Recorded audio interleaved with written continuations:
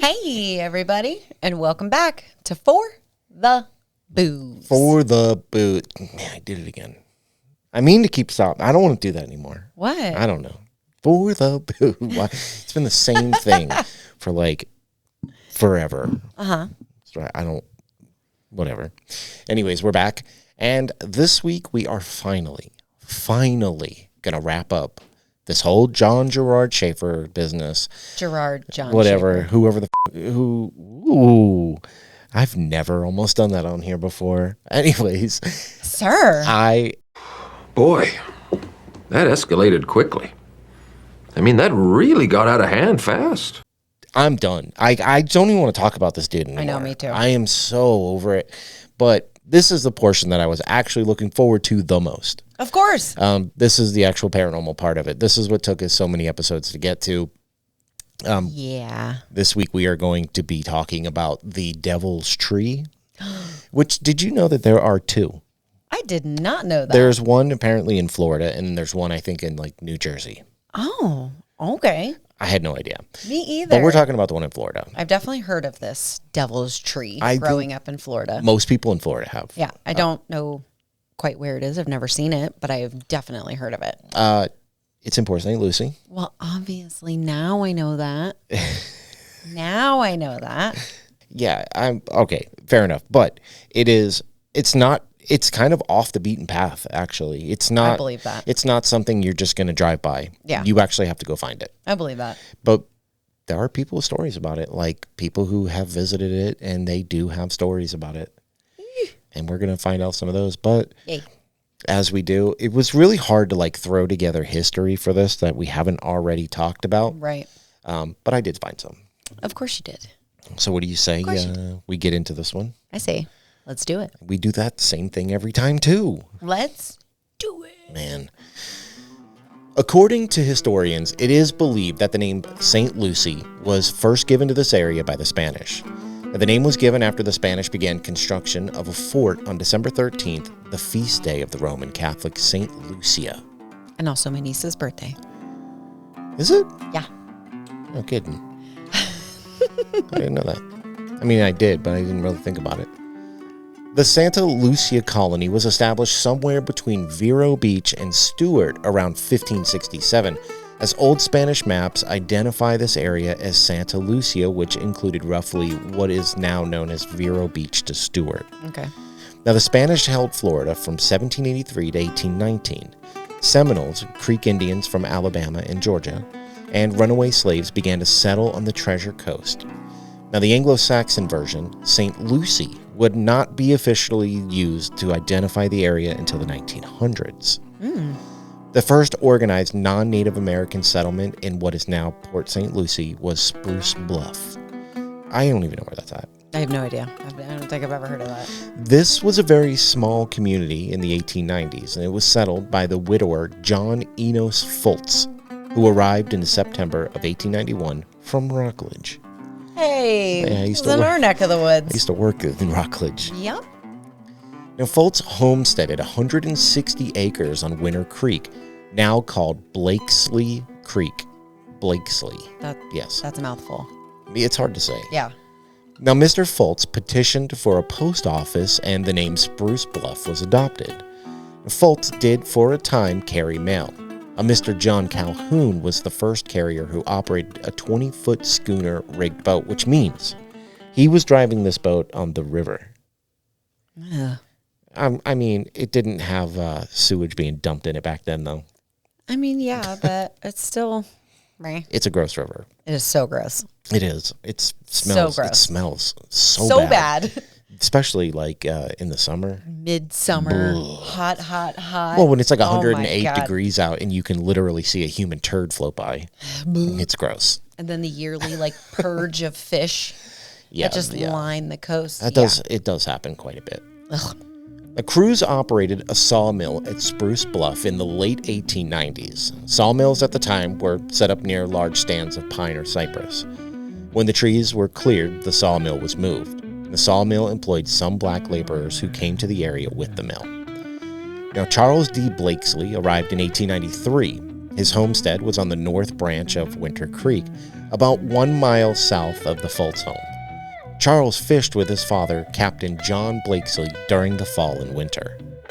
An enterprising gentleman, Lloyd G. Hill, raised bees and pineapple with his family. He was a photographer and promoted honey production with a monthly trade journal, American Beekeepers, published in Fort Pierce. Other members of this tiny community included the Winter family. I guess I can blame him for all the times I got stung. There's so many bees. All the time. You used to get stung all Constantly. the time. I'm like a bee magnet. It's crazy. In 1896, a school opened with a young teacher from Tennessee, Miss Heath, who boarded with Mrs. James Winter. Now, not long after the school, a small Methodist church was built, which held service twice a month, and a young man from Potsdam was smitten with this newly arrived educationalist, and he was said to have rode 6 miles up the river and back in order to accompany her to church service. It's dedication. It's love. That's love. The early settlers planted pineapples and citrus, but the severe winter freeze of 1894 and 1895, most were discouraged and left Spruce Bluff. Fultz, along with his new wife and family, moved to Fort Pierce, and when St. Lucie County was formed in 1905, he became the first clerk of the court. Mr. Hill also moved to Fort Pierce, where he opened the Florida Photographic Concern. What is that? What? I don't know. Photographic concern? Yep. Isn't that just like a feeling?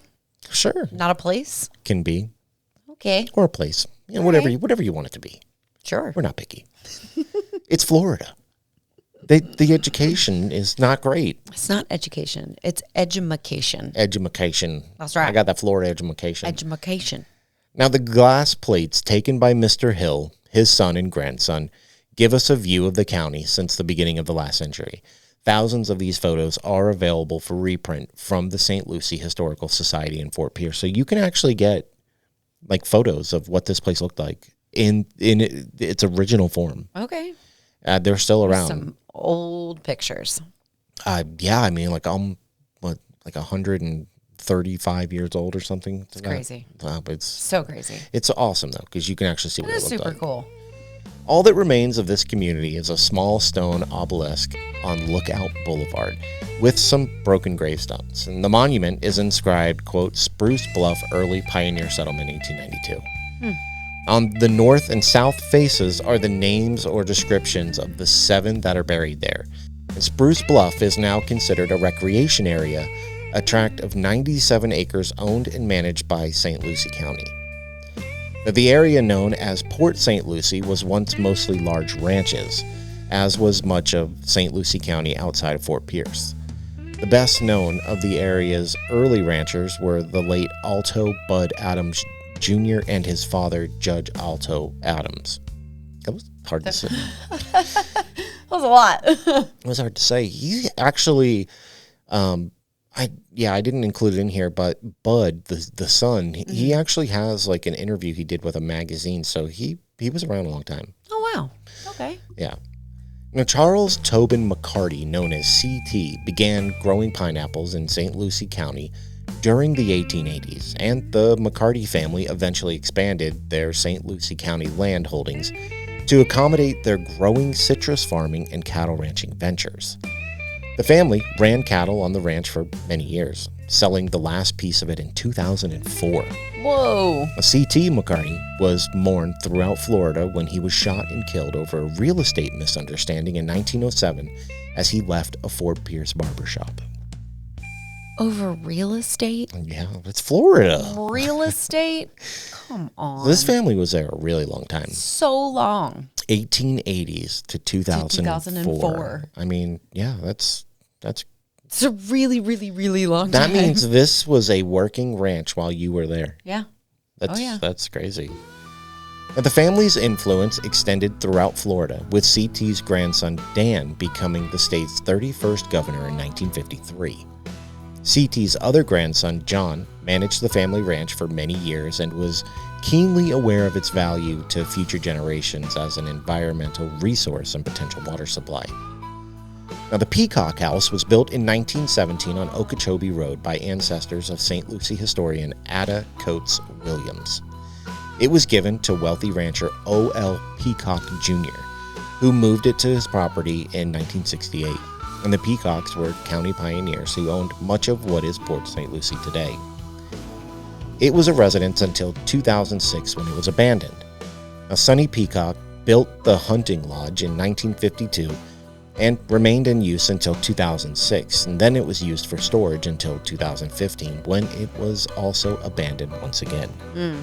This house is still abandoned from what I found. Still standing? It's still standing. Just abandoned? Yeah. You know, that old architecture is just better. It is so much better. It looks better. It's stronger. Well, and not only that, all the things. But think about this. Okay, it still stands. It was built all the way back then. It's endured how many hurricanes and tropical storms, and it's still standing. So many. That's is amazing. A real testament to construction of then versus now. Absolutely. Because now it's all about cutting corners and stuff. Of course. On all the manufactured cookie cutter houses, you know. Well, a lot of them are, they're those, like, what are they called? Like modular homes? Modular homes, yep. Where they're like partially built in a factory somewhere, and then they bring them in, they just kind of zip them together. Mm-hmm. You know what time it is?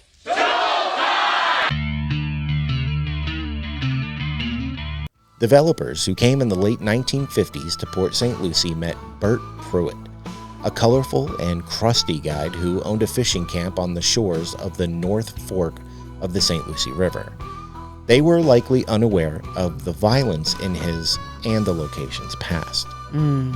Old newspaper articles about this local pioneer reveal more than tales of his pet alligators, visiting millionaire fishermen, and a river alive with rolling tarpon. They tell of 3 fatal shootings and other troubling family problems. In the Juicy. Oh yeah. Bert was a real Florida man. Yeah, he had pet alligators. He was a real Florida man, though. Alligators. He lived on the river and had pet alligators, so he's the original Florida man. Do you, Bert? Now, in the 1950s, south of White City, there were few homes. The area was a peaceful little slice of Florida, not much more than Pruitt's fish camp along the St. Lucie River, roaming cattle from the few area ranches, and a fruit stand or two along the 2 lanes of US 1. Where's that road? I've never even heard of that. You're a liar. And how many fruit stands do you see on that road? ton. Still to this So day. many. Still to this day. Used to be a really good little barbecue place on there, too. You know which one I'm talking about. I sure do. Then Gardner Cowles, owner and publisher of Look magazine, discovered the St. Lucie River. He was one of the first to realize the potential of post-war Florida development. Now, he purchased 8,500 acres south of Fort Pierce. In January of 1953, Cowles' St. Lucie River Land Company filed the plat for Unit 1 of River Park, the South St. Lucie County subdivision that was nestled just outside the northern border of soon-to-be Port St. Lucie. Mr. Cowles' development, a nationwide advertising campaign designed primarily to attract retirees. This is the original reason why there are so many old people in Florida. Because they marketed it to the older people. Okay. And this is how we ended up. That makes sense. Having all the snowbirds and... But it's mostly like where you go to retire. Exactly. This is where people go to retire because of this campaign that was done back in the 50s. All I ask is that you learn how to drive. Why? You don't live there anymore. I don't, but it still bothers me to this day. You know when the snowbirds are back too. Well, yeah. You see a lot more New York license plates. New York, Connecticut, like all the places. I just found this interesting because this is literally why there are so many old people in Florida. It's super cool. He used magazine and newspaper ads to promote the area's natural beauty. He attracted buyers by marketing tropical living and a fisherman's paradise. When prospective buyers came to look at the property, they were given a scenic, serene boat ride. Where? Down the winding river. There's nothing. I guess we're just biased because we live there, but in my opinion, there's nothing pretty about Florida rivers. Agreed. They might look good in photographs and stuff to anybody who... When you color adjust and do all the other things to make photos look pretty. They stink. So bad. There's tons of trash. So much. I mean, maybe not back then, but now it's so bad. It's gross. They're really gross. They almost always signed a contract when the tour ended, though. I'm guessing it did look a lot better back then. I would assume. I would hope. Because if somebody showed me a tour, like took me on a tour of the Indian River, I'd be like, get me out of here. Like, what? It just stinks, man. It smells so bad. As Port St. Lucie was taking shape out of the Florida scrub, a group of early residents saw the need to make it bloom. And on June 20th, 1960, a group of several women formed the Rio Lindo Garden Club, and it was believed to be the first service organization in the city. It became the first federated garden club in the city in 1961. Today, Rio Lindo participates in several community and club activities, some for over 60 years. Arbor Day celebration, youth camp sponsorship, card party fundraisers, holiday house fundraiser, PSL citywide beautiful garden contest, garden tours within Port St. Lucie, PSL residential lighting contest, public flower shows, bus trip fundraisers to notable and educational locations, a city 4th of July parade, city and club anniversary celebrations, monthly horticultural trips, monthly informational speakers, monthly newsletter, design and upkeep of the award-winning Port St. Lucie Botanical Gardens, Rose Garden, and PSLBG events and Penny Pines yearly donation. They do. Holy crap. They do a ton. They do everything. To this day, apparently they still do a lot. Wow. There was so many things. It was so hard to read. But within this great story is actually a horrifying tale.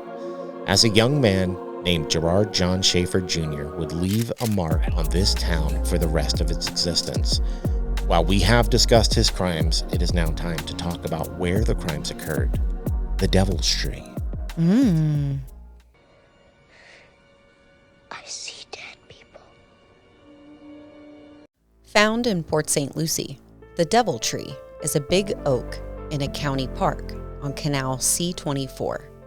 A mighty oak, an ordinary tree. Nothing to write home about.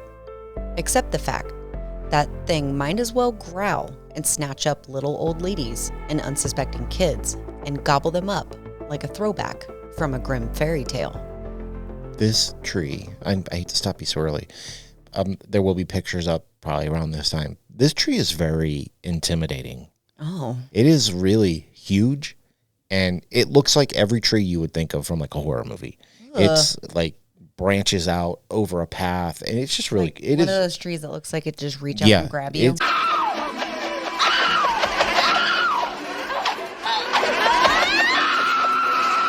And there is, I don't believe I left it in here, but there is said to be a knot in the tree that looks like a ram's head. What? Right at the top where girls were. Stop. Yeah. Stop. I'll see if I can find a picture of it, and I'll throw it in. Ooh. The Devil Tree has an evil, macabre, and incredibly blood-soaked reputation. One that's entwined with Florida history and its amazing capacity to attract the worst of the worst humanity has to offer. Of course. Of course. Yeah. Florida people get such a bad rap. I know. It's true, though. Deserved. It's true, though. Hey, that's us. We're from Florida, so we're talking trash about us, too. Yep. The worst. Of the worst, as a matter of fact.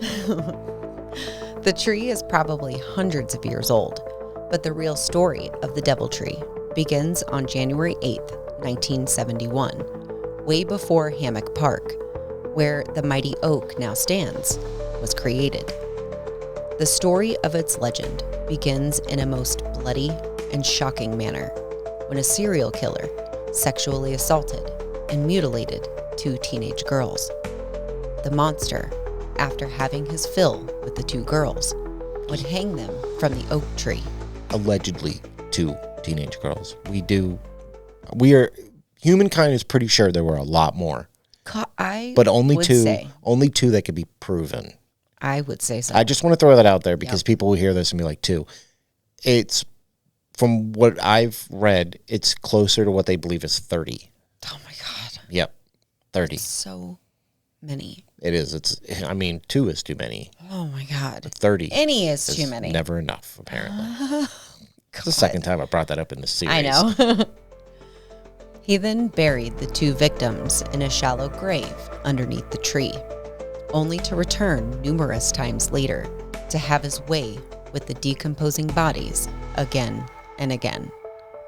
That man's name, of course, was Gerard John Schaefer. Nasty. In some retellings of the story, the girls' bodies were buried near the tree, and other female bodies were found in the canal near the park. The community even insisted that the tree was to be cut down, but legend has it that with any attempt, the chainsaw would break and not be able to cut down the tree.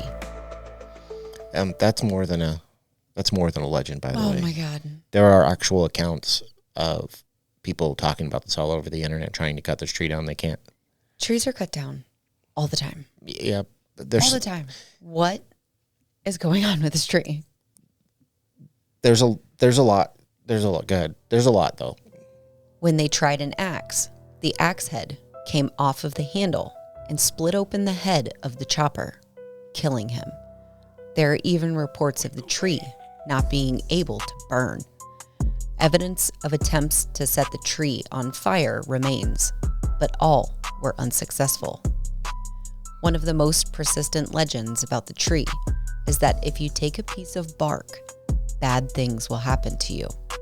People have claimed that after taking a piece, they had a bad string of luck after visiting the mighty oak. Reminds me of taking pictures of Robert. Sorry, Robert. the doll. Yeah, sorry, Robert. Sorry, buddy. Many people of Port St. Lucie have even claimed to have heard the girls' screams and to have seen their ghosts. Sometimes, locals say if you go at night, you will see people chanting around the tree and you can hear the snap of a rope. To say Schaefer was a tormented soul would be an oversimplification. The man was a monster, the kind whose very presence makes an anti-death sentence believer rethink their stance. Schaefer began experimenting with bondage and sadomasochism around the age of 12. The man would inform his state psychiatrist that he loved to tie himself up to trees and get sexually excited by the lack of freedom. Schaefer would hurt and pleasure himself, thinking about assaulting women from a very early age. Schaefer's earliest childhood memories were that he desired to be a lady, mainly because his sister was favored by his alcoholic, verbally abusive father. By the age of 14, Schaefer had a girlfriend named Cindy. Their relationship was sordid and strange. She would have him take part in role-play fantasies that revolved around raping scenarios. Cindy. Girl. On October 2nd. My birthday! I knew you were going to say that.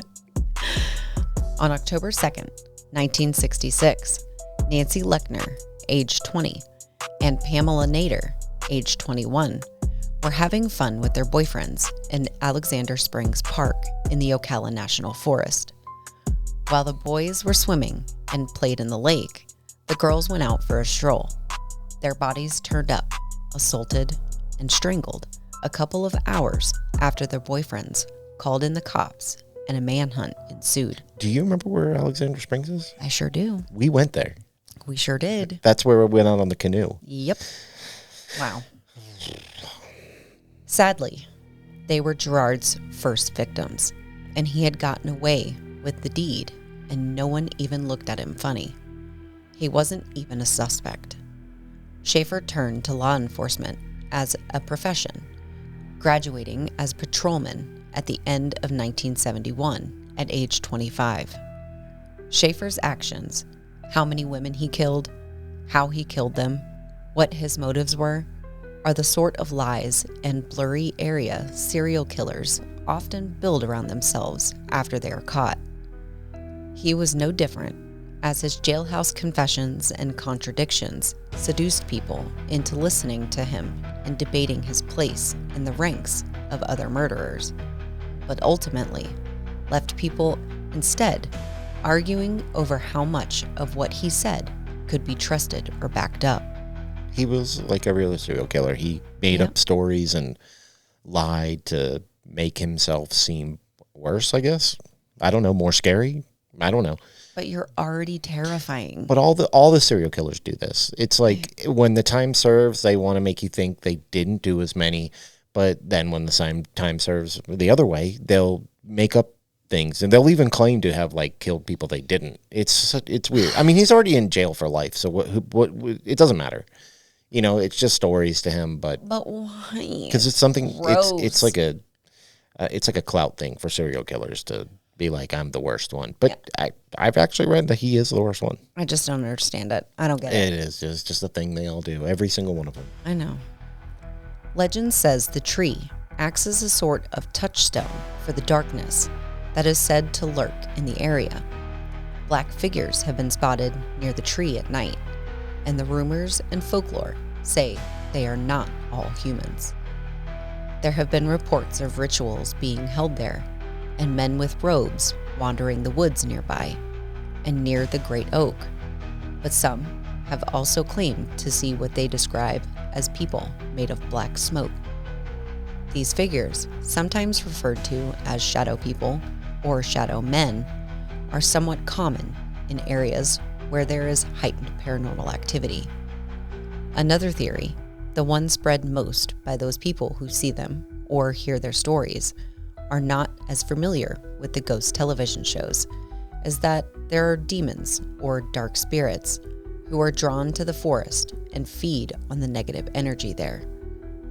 Either theory might be right, but only one horrible act can be confirmed as having happened there.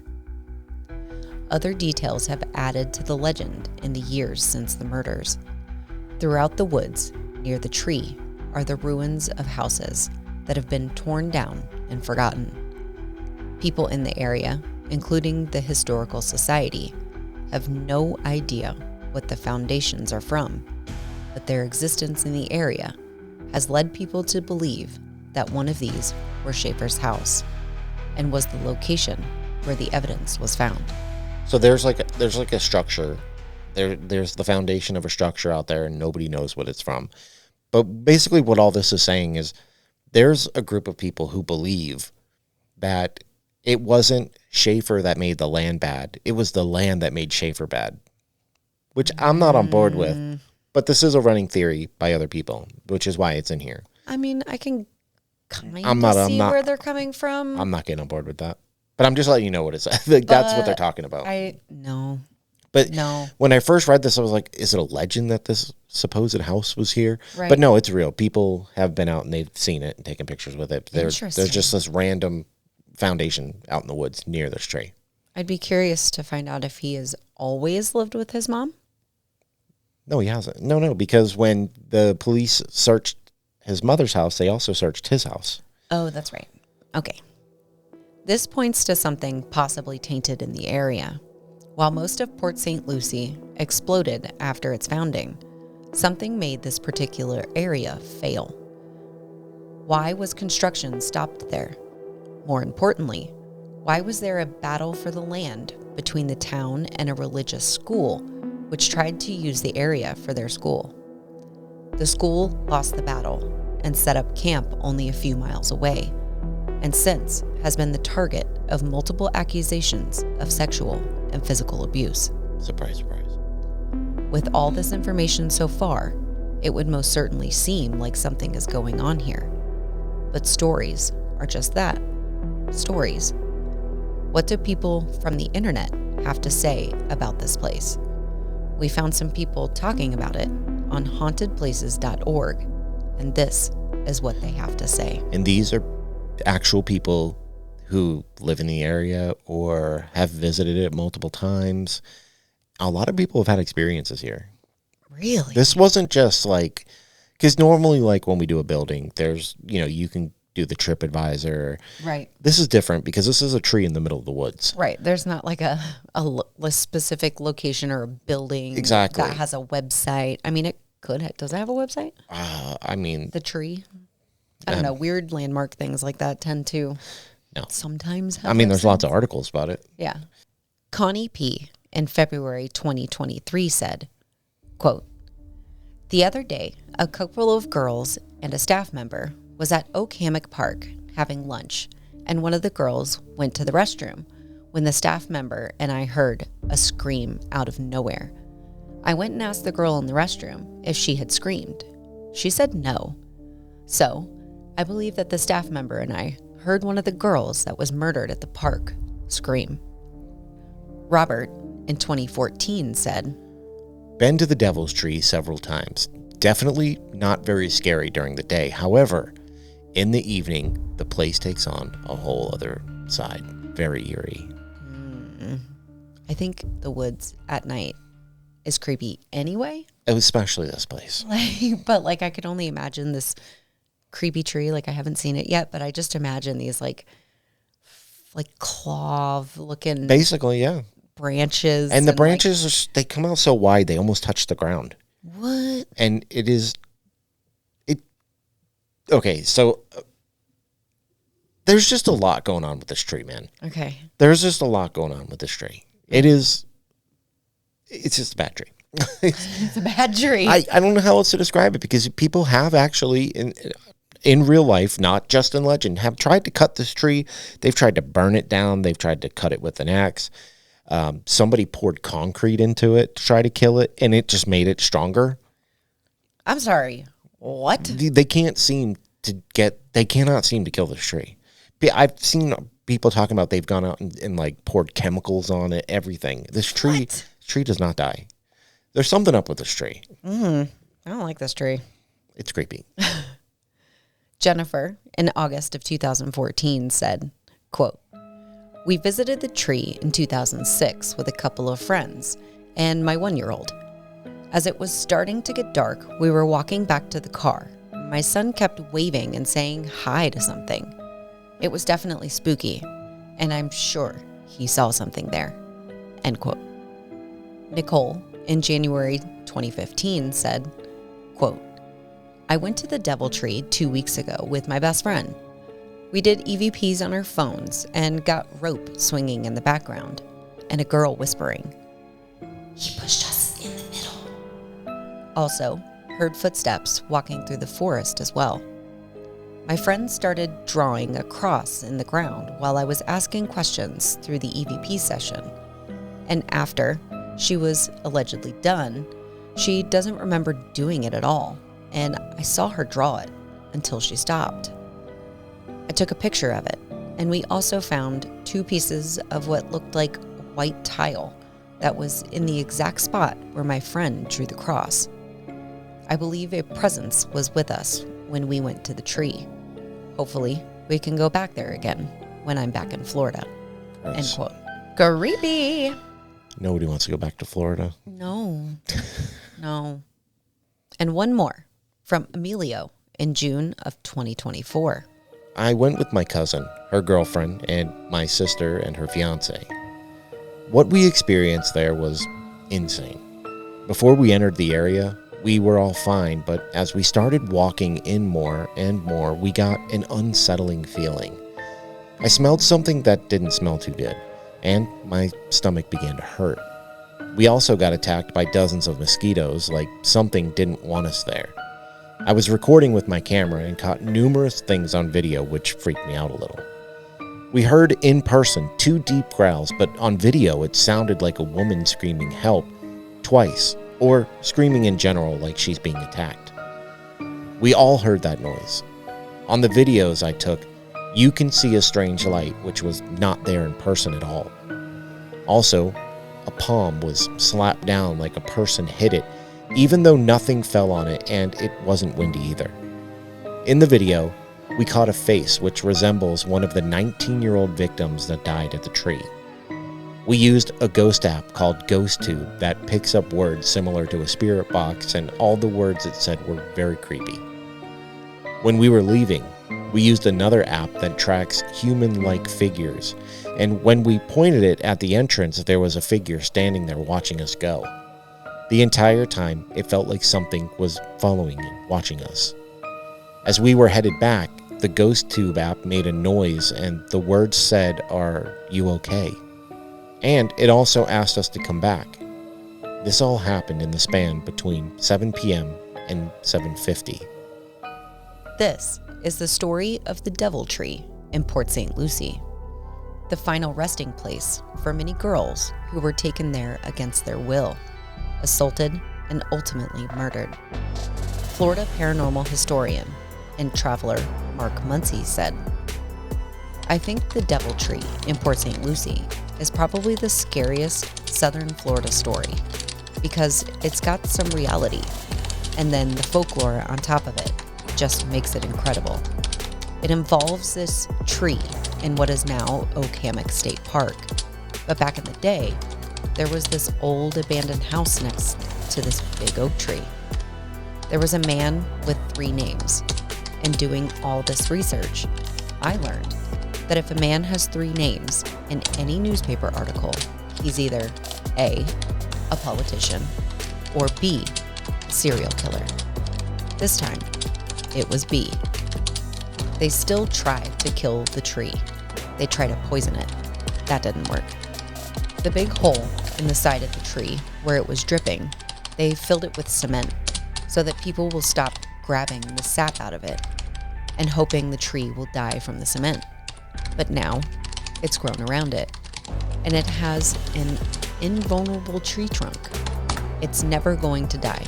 It's got a cement trunk.